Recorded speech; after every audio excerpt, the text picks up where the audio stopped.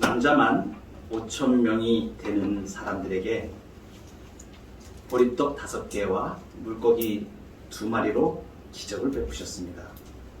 기적을 경험한 수많은 사람들이 예수님을 따라오게 됩니다. 예수님이 가시는 곳곳마다 수많은 인파로 메워졌습니다. 예수님께서 이들에게 아주 중요한 설교 말씀을 하셨죠. 예수님의 목회입니다. 여러분, 예수님이 설교를 정말 잘하십니다. 그 설교가 오늘 요한복음 6장에 우리 예수님의 설교가 쭉 나옵니다. 그런데 이상한 현상이 일어나죠. 예수님이 설교한 내용은 몇 가지로 요약하면 이런 말씀입니다.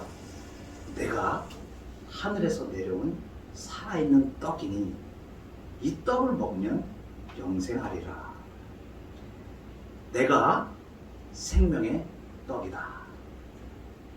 내 살을 먹고 내 피를 마시는 자는 영생을 가졌고 마지막 날에 내가 그를 다시 살리리라. 이 예수님이 이 설교를 하셨습니다. 우리는 지금 믿음이 있는 상태에서 이 말씀을 받을 때는 정말 명설교죠. 이런 엄청난 말씀이 어디 있습니까? 우리는 그렇게 받죠. 그런데 예수님께서 이 생명의 떡에 대한 이 말씀을 하시고 나서 그때 그 설교를 듣는 그 많은 사람들은 이상한 현상이 일어났습니다. 제자로 자처했던 수많은 사람들이 예수님을 떠나가게 된 것입니다. 요즘 말로 하면 예수님 목회에 완전히 실패하신 것이죠. 정말 그럴까요? 여러분, 어째서 이런 일이 일어나게 되었는지, 그리고 이러한 현상이 지금 일어나는 이 정황 속에서 예수님은 무엇을 말씀하시는지 오늘 본문을 통해서 성령께서 우리에게 주시는 깨달음을 얻고자 합니다. 첫째는 생명의 말씀은 세상 논리가 아닌 믿음으로 받는 것입니다. 생명의 말씀은 세상 논리로 받는 것이 아니고 믿음으로만 받아지는 것입니다. 오늘 60절에 보면 제자 중 여럿이 듣고 말하되 이 말씀은 어렵도다. 누가 들을 수 있느냐?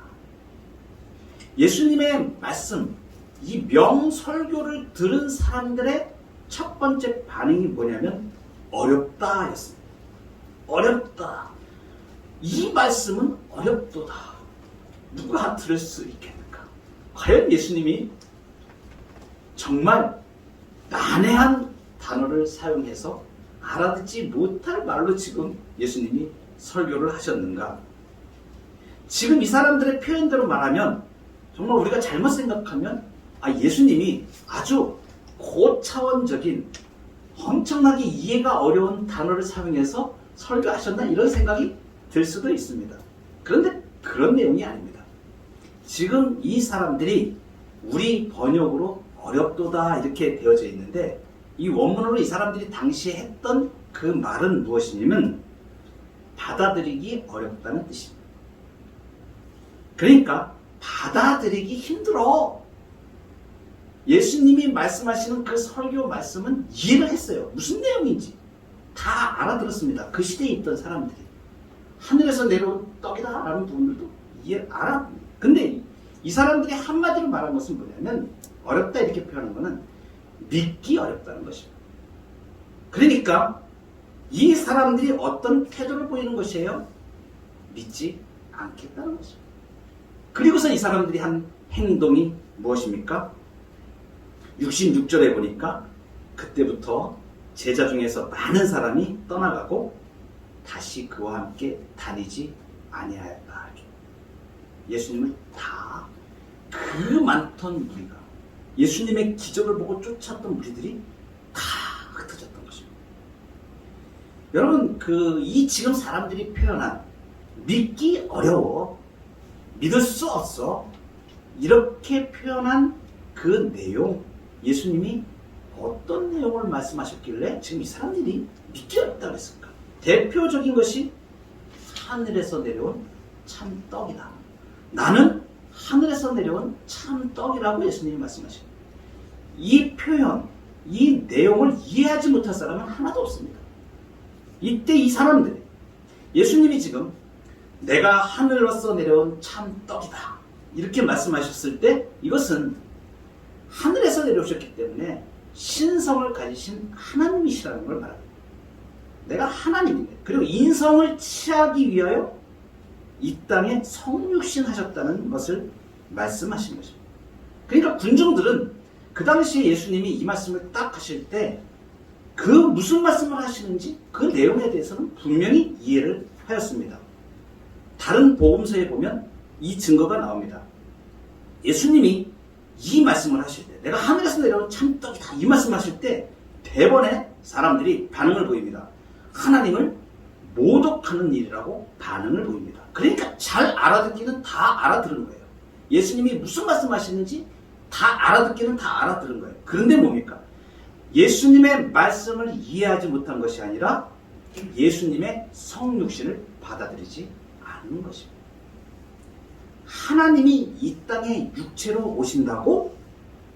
어떻게 그런 일이 있을 수 있어? 이 사람들이 지금 이렇게 생각했다는 것입니다. 사람들은 이것을 받아들일 수 없었던 거예요. 하나님이 육신을 입으시고 이 땅에 오신다는 사실 자체를 자기들은 받아들이지 못한 것입니다. 예수님이 내가 줄 떡은 세상의 생명을 위한 내 살이다. 이 내용도 마찬가지입니다. 예수님이 자신을 찢어 십자가에 주실 것을 말씀하시는 이 내용들도 사람들은 다 이해를 하였습니다. 그리고 사람들의 죄를 대속하실 것도 이 내용을 이해를 하였습니다. 그러나 어떻게 그런 일이 있을 수 있어? 라고 받아들이지 않았다는 사실을 말합니다. 내 살을 먹고 내 피를 마시는 자는 영생을 가졌고 마지막 날에 내가 그를 다시 살리리라. 이 말씀도 당시의 군중들은 다 알아들을 수 있었습니다. 예수님을 믿으라는 말씀을 명확하게 몇 번에 걸쳐서 말씀을 하십니다. 그렇지만 사람들은 받아들이지 않았던 것입니다. 여러분, 오늘날도 이 사실을 받아들이지 않는 사람들이 많이 있습니다. 사람들이 예수님의 생명의 말씀을 받아들이지 않는 것은 이해가 안 되어서가 아니고 자기들이 받아들이려는 의향이 없기 때문에 그런 것입니다. 무엇입니까? 세상 논리의 잣대로 생각합니다. 상식이 아니라고 무시합니다. 자기들의 관점과 자기들에게 전해져 내려왔던 교리가 맞지 않기 때문일 수도 있습니다. 또 조상들로부터 내려왔던 그 전통과 달라서일 수 있습니다. 여러분, 그 당시에 지금 이 본문에 있는 그 많은 군중들, 이 많은 사람들이 예수님 당시에 살던 사람들, 이 사람들과 지금 우리가 이 땅을 살아가는 사람들은 방식은 다르지만 똑같은 거부를 하고 있다는 사실입니다. 예수님의 생명의 말씀은 세상 논리로 판단하는 것이 아닙니다. 생명의 말씀은 세상 논리로 이해되는 것이 아니고 믿음으로 받는 것입니다. 사람들이 만들어낸 것이 아니라 그 예수님이 실제로 영원부터 계신 성자께서 성경의 예언대로 이 땅에 오셨고 실존으로 오셨고 그분이 성경대로 우리 죄를 위하여 죽으시고 장사된 지 사흘 만에 죽은 자 가운데서 다시 살아나셨습니다. 부활 승천하셔서 지금 역사를 주관하시며 통치하시며 심판주로 재림하실 그 예수님. 그 예수님이 말씀하신 그 말씀을 믿음으로 받는 것입니다. 역사에 분명하게 존재하였고 그 예수님이 주옥 같은 말씀대로 지금 다 계시하여 주시고 예수님이 몇 번에 걸쳐서 이 생명의 말씀을 말씀하시는 것, 이것은 논리로 이해되어지는 것이 아니고 믿음으로 받는 것입니다. 여러분, 그래서 이 사람들이 이렇게 예수님을 떠나갔을 때 예수님이 뭐라고 말씀하시냐면 오늘 63절에 보면 이렇게 말씀하십니다. 살리는 것은 영이니 육은 무익하니라. 내가 너희에게 이른 말은 영이요 생명이라. 여러분, 예수님이 지금 분명하게 말씀하십니다. 내가 너희에게 이른 말이 영이요 생명이라. 예수님의 말씀이 생명의 말씀이라고 지금 말씀하시는 거죠. 이 생명의 말씀이 지금 여러분을 향하고 있습니다.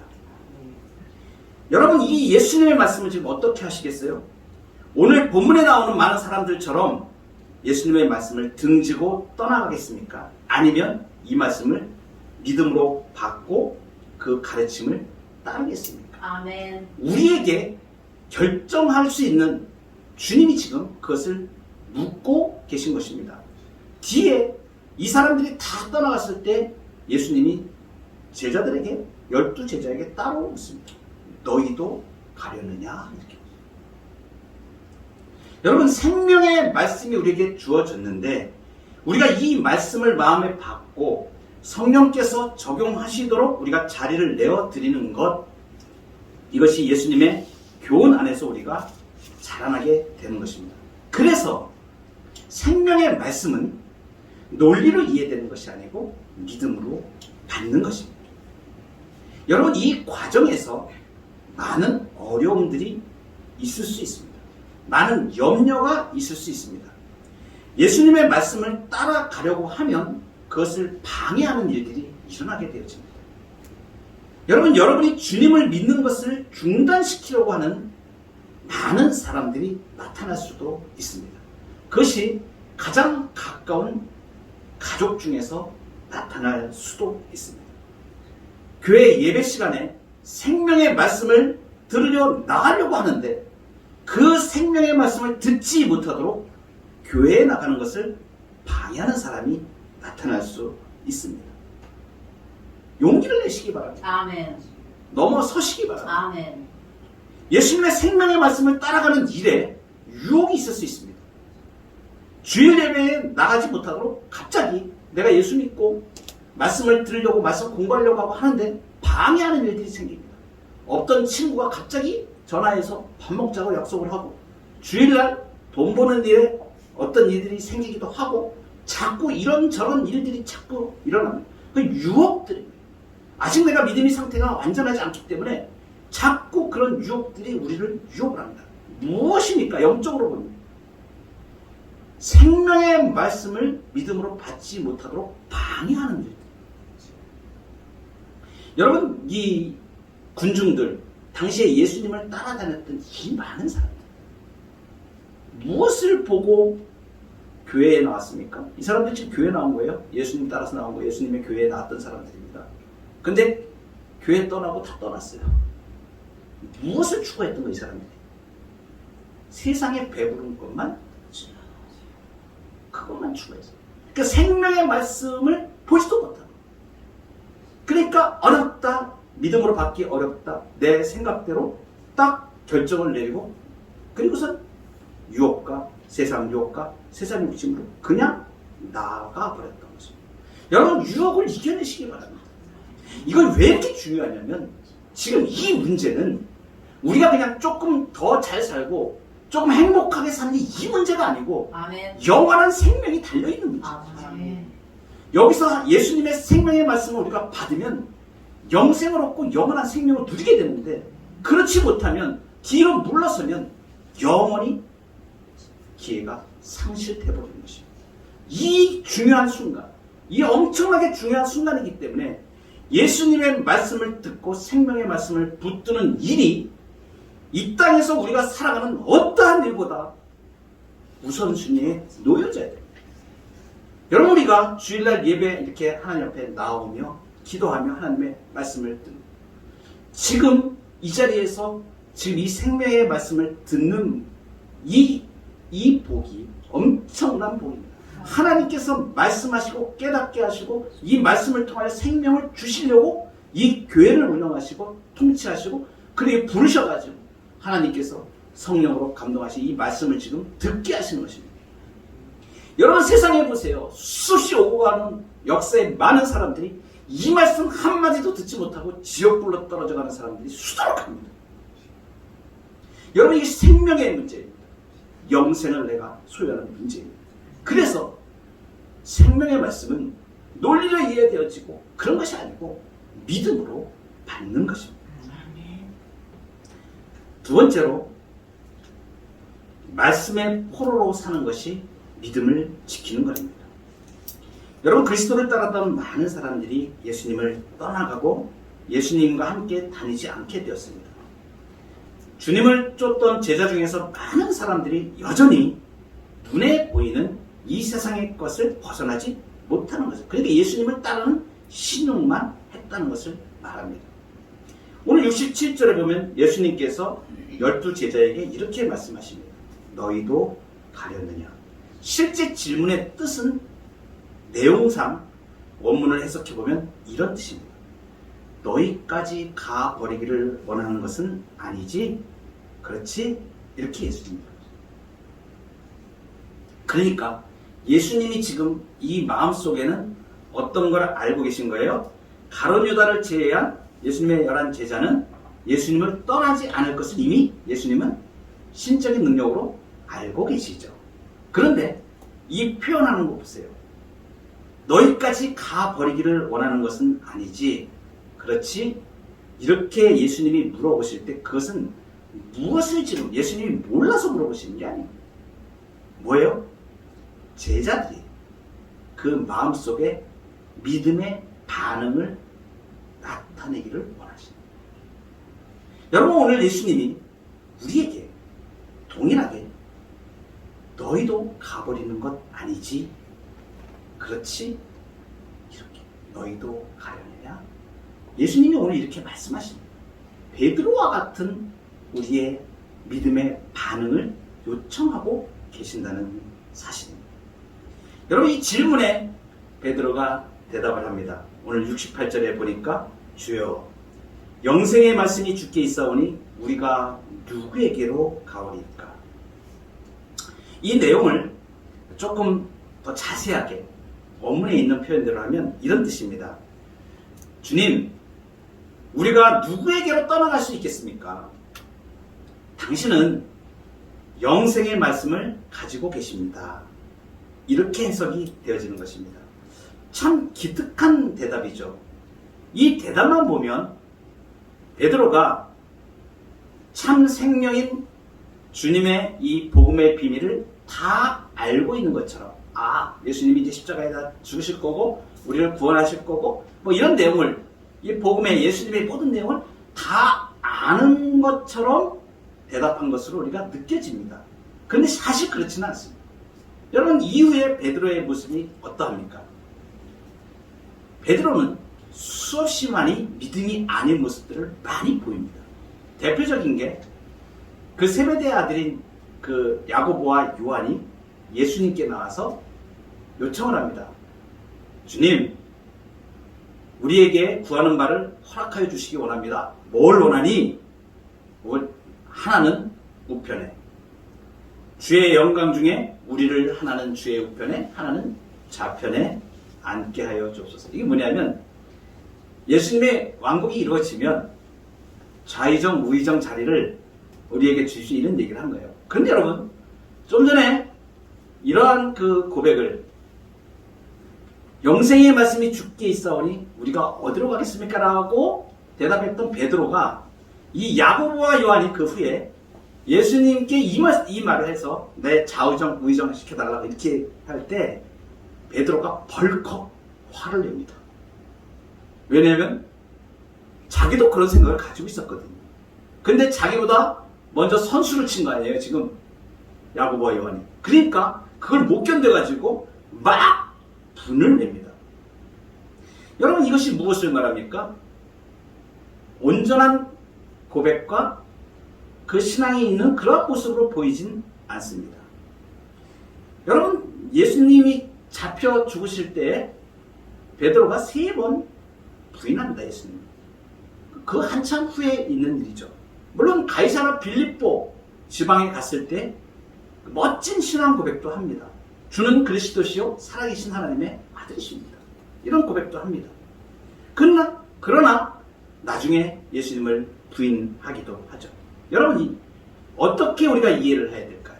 베드로가 이렇게 예수님을 주로 고백했는데 이후에는 믿음 없는 모습을 보이는 이 문제를 우리가 어떻게 이해할 수 있겠습니까? 예수님께서 베드로가 신앙 고백을 주는 그리스도시요 살아계신 하나님의 아들이십니다. 이렇게 고백하였을 때 예수님이 답변을 하십니다. 바요나 시몬아 내가 복이 있다.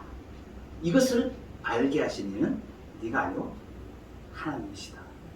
이렇게 칭찬을 혈육이 아니라 하늘에 계신 내 아버지께서 알게 하셨다. 이것이 무엇을 말씀하십니까? 베드로는 여전히 연약한 존재인데 순간순간 베드로를 이끌고 계시는 분이 있으신 것이죠. 베드로의 신앙 고백이 이것이 무엇을 말하냐면 하나님께서 포기하지 않으시고 끝까지 인도해 가신다는 사실을 말합니다. 영생의 말씀이 주께 있사오니 우리가 누구에게로 가겠습니까? 이 고백 가운데는 어떠한 표현을 우리가 볼 수 있냐면 주님, 영생의 말씀을 소유하고 우리를 붙들고 계신데 우리가 어디로 도망할 수 있겠습니까?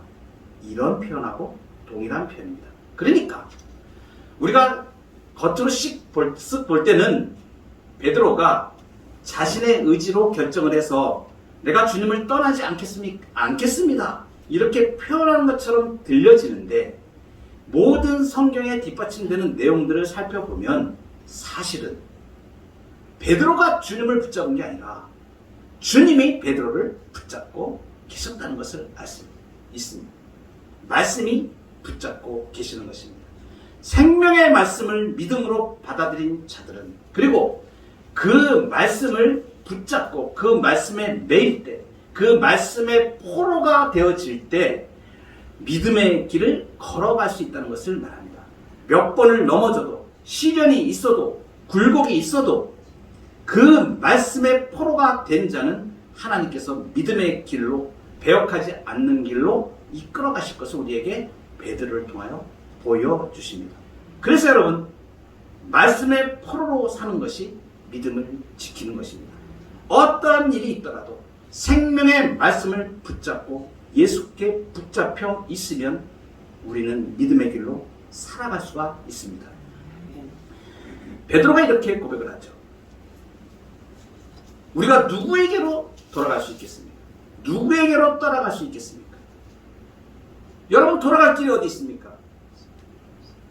예수님을 믿는 길에서 돌이켜서 다시 허무한 인생을 살았던 죄 가운데 살았던 대로 돌아가시겠습니까? 세상 쾌락을 쫓아 살았던 그 길로 걸어가시겠습니까? 여러분 우리의 생명이 예수 그리스도께서 우리를 구원하셔서 구속하여서 이끌어가시는 이 생명에서 다시 돌아갈 길은 아무데도 없습니다. 아멘. 생명의 말씀의 포로로 잡혀 사는 것이 하나님께서 우리에게 허락하신 참된 복을, 행복을 얻는 길인 것임을 아시기 바랍니다. 예전에 제가 신학교에서 MDB에서 공부를 할 때 이런 말씀을, 이 말씀의 뜻을 풀어서 설교하신 교수님이 한 분 계십니다. 향창학 교수님이신데 얼마나 그 마음에 제가 위로가 되었는지 이 말씀, 예수님께 꽉 묶인 사람, 아멘. 말씀의 포로가 된 사람, 이 사람을 표현하여서 밧줄로 꽁꽁 이렇게 표현을 했습니다. 우리 그 유행가 가사에 있는 거죠. 밧줄로 꽁꽁, 밧줄로 꽁꽁, 밧줄로 꽁꽁 묶어라. 사람이 떠나가지 않게. 그 유행가 가사를 말씀하시면서 그 교수님이 이렇게 구수하게 이 말씀을 표현해 주신 것이 있는데 정말 예수님께 묶여서 아멘. 말씀의 포로가 되는 돈의 포로가 되는 것이 아니고 아멘. 정욕의 포로가 되는 것이 아니고 아멘. 세상 가치관의 포로가 되는 것이 아니고 아멘. 예수님의 말씀의 포로가 되어져서 아멘. 믿음의 길에 온전히 서가는 아멘. 저와 여러분 되기를 주의 이름으로 축복합니다. 아멘.